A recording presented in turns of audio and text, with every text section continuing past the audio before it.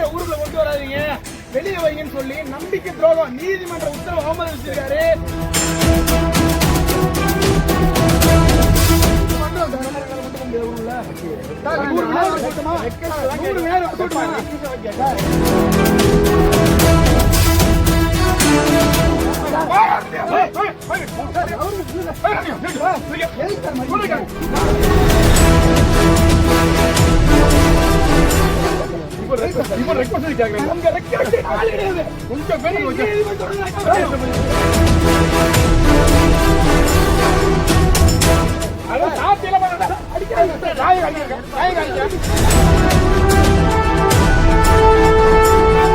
விநாயகரை ஊருக்குள்ள கொண்டு வராதீங்க, வெளியே வைங்கன்னு சொல்லி நம்பிக்கை துரோகம் நீதிமன்ற உத்தரவு அவமதிச்சிருக்காரு.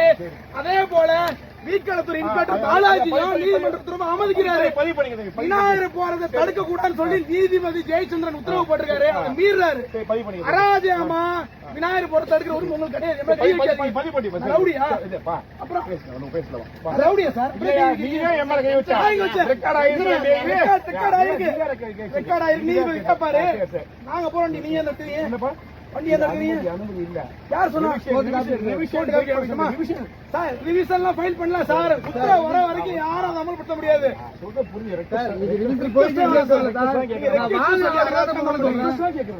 எடுத்துட்டு போறோம், அங்க வந்து ரெக்வெஸ்ட் பண்ணுங்க. ஊருக்குள்ள அப்படிலாம் கிடையாது. நீங்க அப்படியே சார் பண்றீங்க. நீங்க அப்படியே சார் பண்றீங்க. பண்றீங்க சார். ஆர்டர் பண்ணி இப்ப பண்ணோம் சார். கொண்டு போக முடியாது ஊருக்குள்ள. சார் 100 விநாயகர் சொல்லட்டுமா? 100 விநாயகர் சொல்லட்டுமா? நம்பிக்கை துரோகம், நம்பிக்கை துரோகம். போலீஸ் நம்மளுக்கு நம்பிக்கை துரோகம் பண்றீங்க. நம்பிக்கை துரோகம், நம்பிக்கை துரோகம். ஆர்டர் வாங்கிட்டு வாங்க. ஆர்டர் வாங்கிட்டு வந்துட்டோமா? இப்ப ரிவிஷன் போயிருக்கா சொல்றீங்க. நீங்க போங்க சார். ஆர்டர் வாங்கிட்டு சார். யார் கொண்டு வாங்க? விநாயகர் ரிவிஷன் போங்க. நான் இல்ல ஆர்டர் கொண்டு வாங்க. நீங்க ரிவிஷன் போங்க. விநாயகர் தடுக்க கூடாது. நீங்க ரிவிஷன் போங்க சார். இந்த ஆர்டர் அட சாத்தியல பண்ணல. அடிக்காதீங்க சார். நாய் அடிங்க. நான் தல்ல. நீ நீதிமன்றம் இல்ல. அப்புறம் உங்களுக்கு தெரியுமா என்ன சொன்னான்னு தெரியுமா? ஜட்ஜ்மென்ட் என்ன சொல்லிருக்காங்க சொல்லுங்க. ஜட்ஜ்மென்ட் என்ன சொல்லிருக்காங்க சொல்லுங்க. தெரியல அப்ப நீங்க தடுக்கிறீங்க. இப்ப ரிவிஷன் போட்டுருக்காங்க. அடிக்கணும் எதுக்கு தடுக்கிறீங்க? என்னன்னு தெரியல அப்ப எதுக்கு தடுக்கிறீங்க? சார் ரிவிஷன் போட்டு ஆர்டர் வாங்கிட்டாங்க சார். விநாயகர் வைக்க கூட ஆர்டர் வாங்கிட்டாங்க சார். ரிவிஷன் போட்டா தடுக்கிறவங்க யாரும் கண்டிப்பா நல்லா இருக்க மாட்டாங்க. அதுல ஏத்துக்கலாம். அரவு செயல தடுக்கிறவங்க நீதிமன்ற ஆணையம் மதிங்க. நீதிமன்ற உத்தரவு மதிக்க சொல்றதா போட்டுங்க. வேணாம் சார். விநாயகர் சத்தியம் சத்தியம் நீதிமன்ற உத்தரவு இருக்கு. விஷயம் இருக்கு. கொஞ்சம் சார் நீங்க ரிவிஷன் போட்டு ஆர்டர் வாங்கிட்டாங்க சார். வைக்க கூடாது. ஆர்டர் வாங்கிட்டாங்க சார்.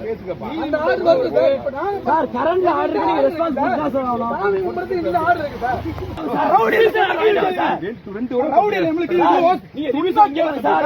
சாரி சார் நீங்க பண்றது சரியில்லை சார்.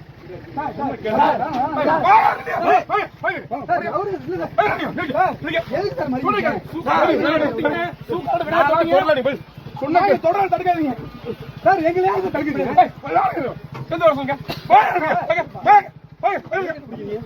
சார் என்ன சார் அநியாயம் சார்?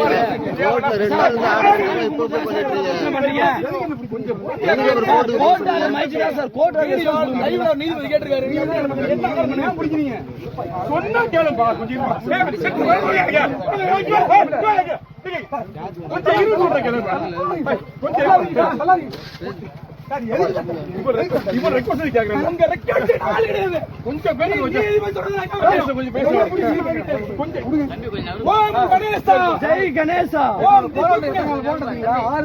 நீதிமன்றத்தை மதிக்க மாட்டீங்களா சார்?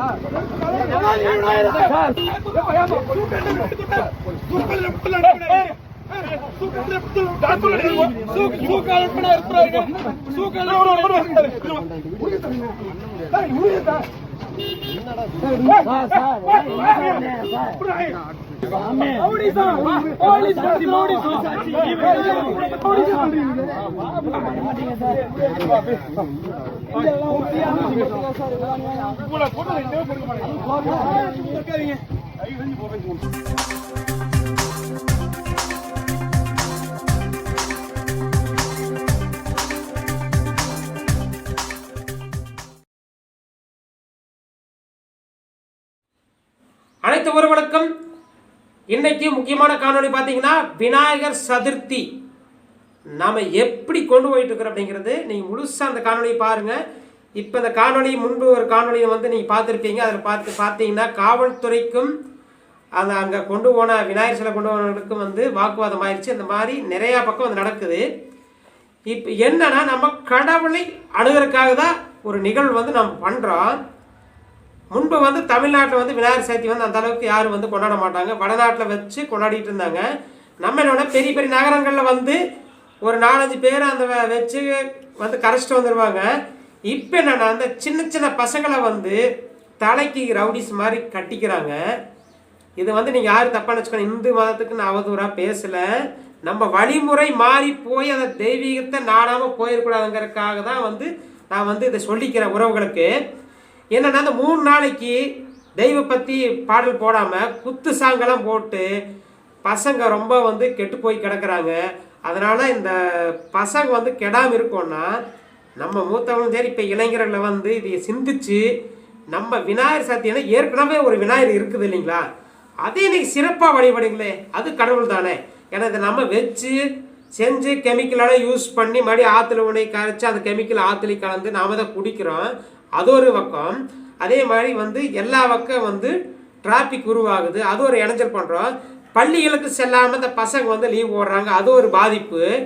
நம்ம லீவ் ஓடுறதுனால நம்மளுக்கு ஒரு பாதிப்பு. அதே மாதிரி செலவினங்கள் பார்த்தீங்கன்னா நிறையா வந்து நம்ம பண்ணிகிட்டு இருக்கிறோம் சிலைக்கு. அதை இருக்கிற கடவுள் வந்து அங்கேயும் வச்சிருக்கிறோம். நம்ம அதை சிறப்பாக வழிபட்டாவே போதும். நம்ம வேறு விதமாக செல்லாமல் நம்ம அத்தனை பேர் நம்ம யூஸ் பண்ணி நம்ம புத்தி யூஸ் பண்ணி நம்ம இறை வழிபாடு எந்த மாதிரி கொண்டு போயிட்டுருக்குறோங்கிறது தயவு செய்து புரிஞ்சுக்காங்க. யாரும் தவறாக நினச்சிக்க வேண்டாம். ஏன்னா நம்ம மாறி போயிடக்கூடாதுங்கிறதுக்காக இந்த தொகுப்பு வந்து உங்களுக்கு நான் சொல்லிக்கிறேன். அடுத்த தொகுப்பில் சந்திக்கலாம் நேயர்களே. நன்றி.